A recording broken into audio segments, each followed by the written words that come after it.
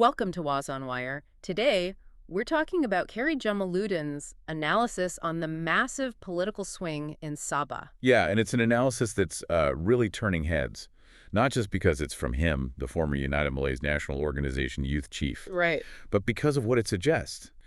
He's put forward this really profound theory after the 17th Sabah state election. And his big claim is that this isn't just a Sabah problem. Not at all. His assertion is that the Democratic Action Party is facing a full-blown political crisis. And it's rooted in a much bigger nationwide shift in how the Chinese community feels. Okay, let's get into that because this is way beyond just, winning or losing an election. He's saying this is a symptom of something much deeper. It's a bellwether, in his view. He's pointed to some pretty staggering figures, specifically from the Democratic Action Party's traditional strongholds in Sabah. The Chinese majority constituencies. Exactly. And when you look at the numbers he lays out, the scale of it's genuinely startling. He says their baseline support in the last election cycle was at 78%. 78? I mean, that's practically a lock. You can't get much safer than that. It's dominant. It shows a deep, deep loyalty that's been built up over years, maybe decades. But that support, it didn't just weaken. It collapsed. It plummeted. According to his analysis, it went all the way down to 27%. Wow, from 78 down to 27. That's do the math, a 51% swing. 51%. That is the absolute centerpiece of his argument.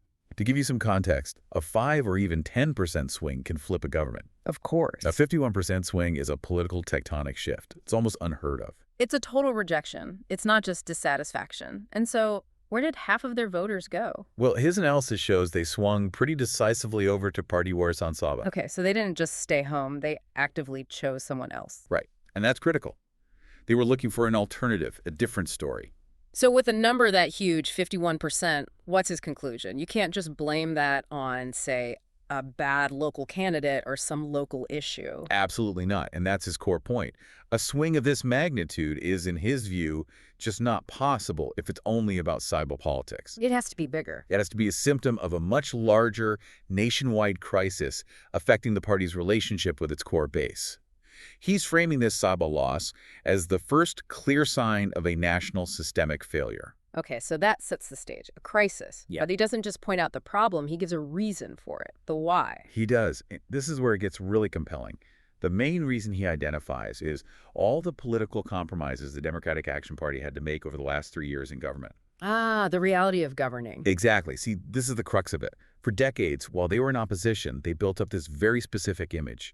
He actually describes it as pure, steadfast, even somewhat sacred and flawless. Sacred and flawless. That's setting an impossibly high standard for any political party. It is. And it's a standard you can maintain when you're on the outside, acting as the nation's conscience. You don't have to make the hard choices. But the second you're in power, you have to. Governing is all about compromise, trade-offs, messy deals. Precisely. And that's the trap he's pointing to. When you have to start making those unavoidable compromises with your coalition partners, suddenly that flawless image starts to get stained. And for the voters who bought into that sacred image, it's not just a policy disagreement. It must feel like a betrayal. A profound moral betrayal. Yeah. That's the key. The voters had this idea that the party was somehow above the usual political dirt. So when the compromises started piling up, the disappointment was just much deeper. That's his psychological point. The fall from that high moral pedestal is so much more damaging and lasting in a voter's mind. It's harder to forgive a perceived moral failure than a simple policy one. And that really raises a question for you listening, doesn't it? Where is that line? Is political compromise just a necessary evil of being in power? Or did the party cross a line that broke that trust with its base? It's a tough one, because that psychological contract, once broken, is very, very hard to repair. Okay, so the foundation of the problem was the shattering of this sacred image. But he didn't stop there, did he? There was a second factor. That's right. He introduced another layer, which is just as important. He talked about a change in attitude. Right. Within the party leadership once they got into government. Yes. This is what really compounds the first problem. He brings up what a former Democratic Action Party member of Parliament once said, that power often brings with it, self-satisfaction, arrogance. The classic story. You fight the system, you beat the system, and then you risk becoming the system. And voters are incredibly sharp when it comes to that. They supported these leaders because they were humble, they were fighters. The moment that posture shifts from servant to ruler, It feels like a bait and switch. You start to see the same traits you voted against in the first place. it's intensely jarring. You expect them to stay accessible, to keep fighting for you. But when the perception becomes one of, self-satisfied governance, maybe taking that support for granted The alienation happens fast. instantly. And it's a complete failure to meet the behavioral expectations they set for themselves. So according to his analysis, you have the moral foundation cracking because of the compromises. Hmm. And then on top of that, you have this perceived arrogance. The two things together are just a lethal combination. Absolutely. Because if it was just the compromises, maybe voters could forgive it if they still saw humility. But when you combine the two, the relationship just breaks. He sees that massive 51% swing as a direct consequence of failing on both the moral and the behavioral front. It really paints a complete picture. It wasn't one thing, it was a cascade. The moral promise was broken, and then the attitude that followed just confirmed voters' worst fears. And it separates this from a normal election loss. This isn't about the economy or a single bad policy. It's about identity and trust. And he argues they sacrificed both when they got into power. So let's bring this back to the bigger picture. If his analysis is right, then this isn't just a Sabah story. This has huge national implications. That is the most unsettling takeaway. A swing that big in their core constituencies suggests this dissatisfaction is deep.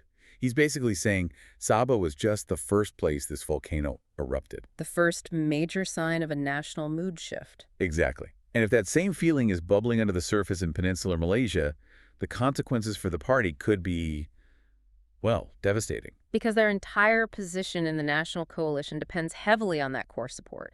If that 78% base starts to look more like the 27% in Sabah, The whole political balance of power shifts. yeah. The stability of the current government really rests on that support remaining solid. Khairy's warning is that this perceived betrayal has created a kind of political contagion. And Sabah was just patient zero. You could put it that way.